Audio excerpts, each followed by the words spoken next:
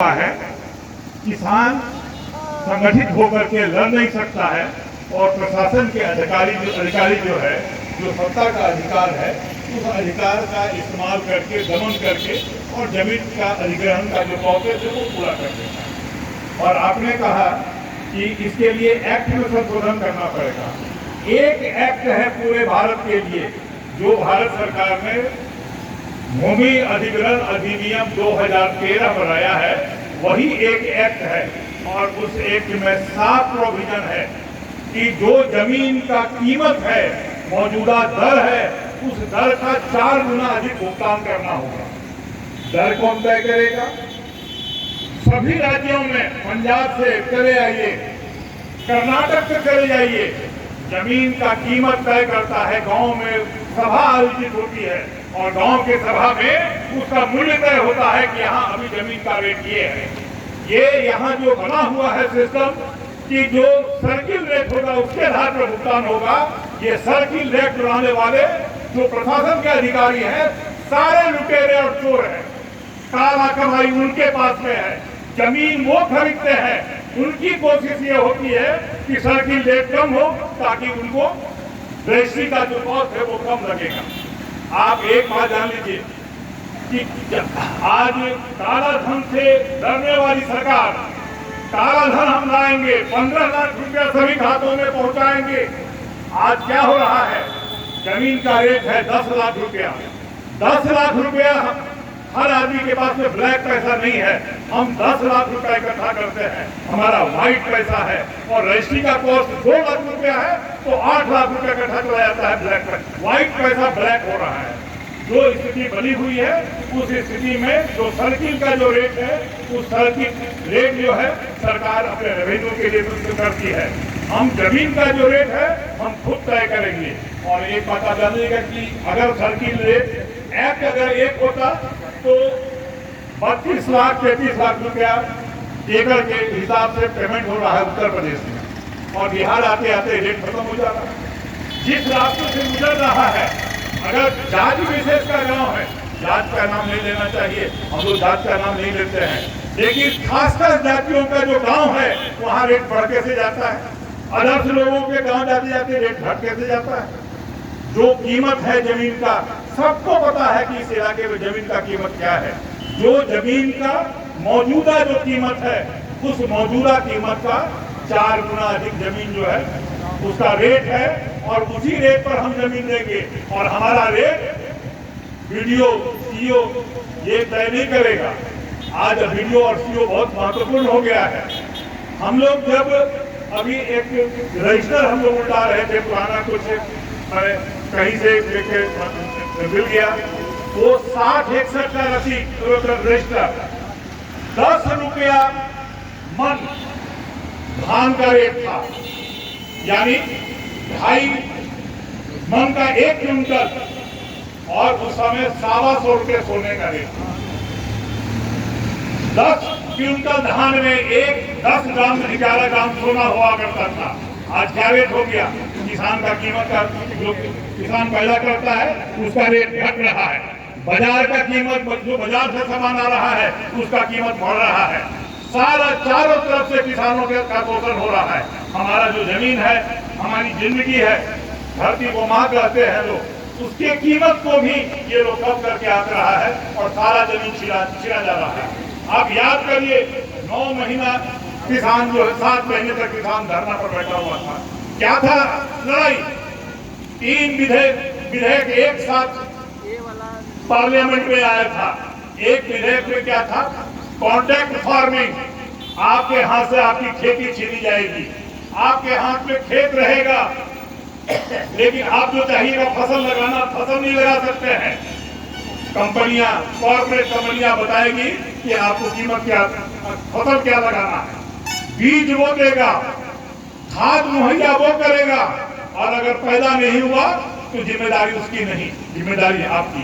Loan आपके नाम से होगा, लेकिन अगर आपका किसी पश्चिम उत्तर प्रदेश में आलू की खेती किसी तरह की कंपनियों ने, कॉर्पोरेट कंपनियों ने लगवाया, बीज दिया, रासायनिक जो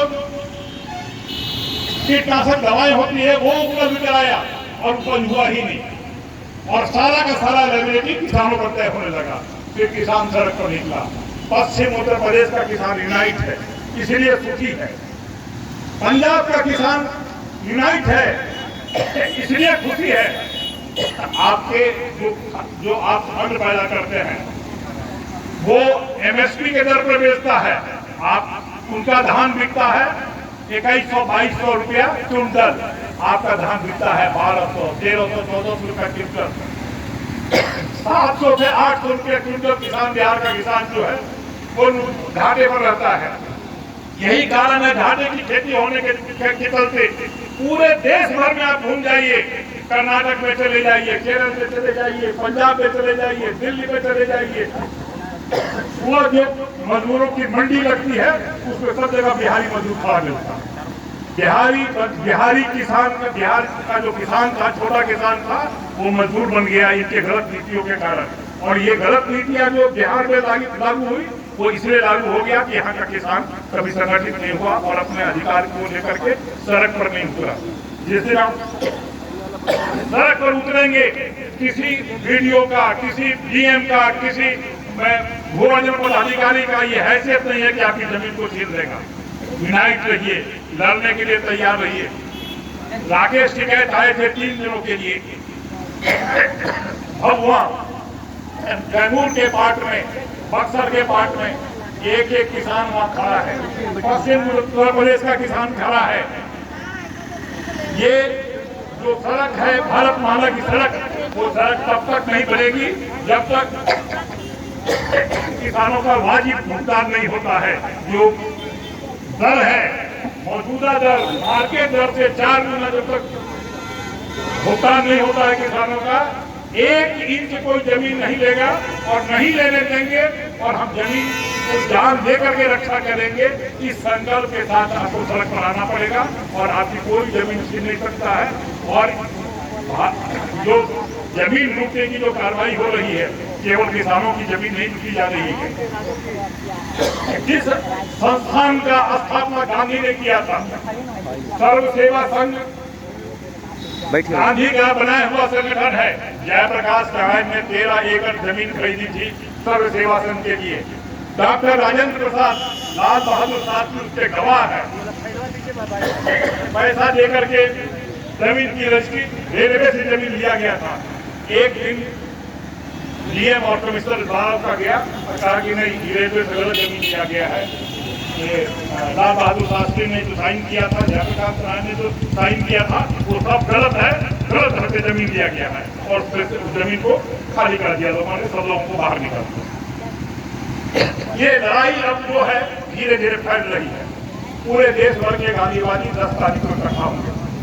इसी तरह सरकार के जमीन छीनने के खिलाफ जाएंगे लोग, इधर बिहार से भी लोग जाएंगे।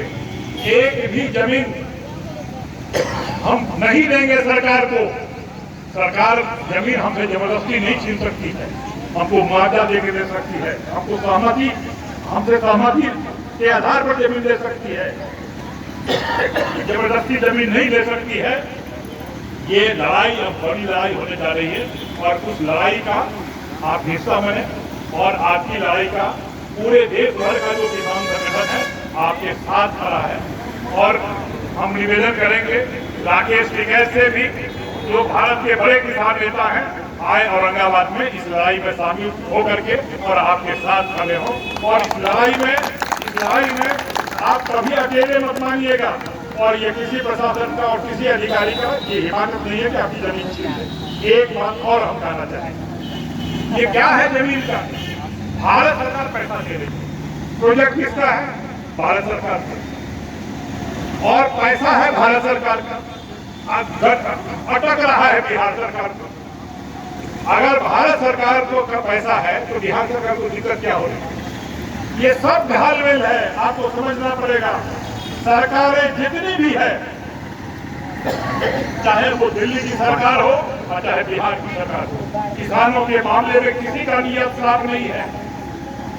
ये जो ये क्या कारण है? बिहार को जब पैसा सरकार को नहीं देना है तो पैसा देने में दिक्कत क्या है? भू अर्जन के लिए आया हुआ पैसा पूरे बिहार में भू अर्जन के लिए आया हुआ पैसा जो है उसमें भारी लूट हुआ है। सृजन घोटाला का आप नाम सुने होंगे, 1800 करोड़ रुपया निकल गया। वो सारा का सारा जो है सृजन घोटाला का पैसा जो है वो भू अर्जन का पैसा। किसानों को पेमेंट भी नहीं हुआ, पैसा ट्रेजरी में नहीं गए, ट्रेजरी का पैसा चला गया अलग अलग बैंकों में, प्राइवेट बैंकों में, और एक पंचायत स्तर के कोऑपरेटिव के नाम पर 1800 करोड़ रुपया भागलपुर के सौर के पंचायत कोऑपरेटिव के असर पर, और केवल भागलपुर जिले का नहीं, बिहार के 18 जिले का पैसा निकल गया। ये जो लड़ाई है, ये संगठित जो भ्रष्टाचार का जो दौर चल रहा है, जिसमें डीएम से लेकर के और पीएम तक शामिल है, ये सारा का सारा जो लड़ाई है, आप अपनी खेती बचाइए, जमीन बचाइए, और खेती और जमीन बचेगा आपके पुरुषार्थ से, आपकी लड़ाई से, आपके संघर्ष से।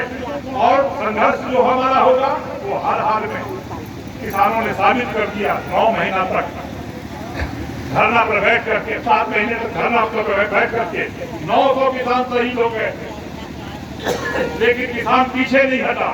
अंत में सरकार को पीछे होना पड़ा। आप आइए, अपनी जमीन बचाने की लड़ाई में सरकार को पीछे होना पड़ेगा। कोई सरकार आपकी जमीन नहीं छीन सकती है।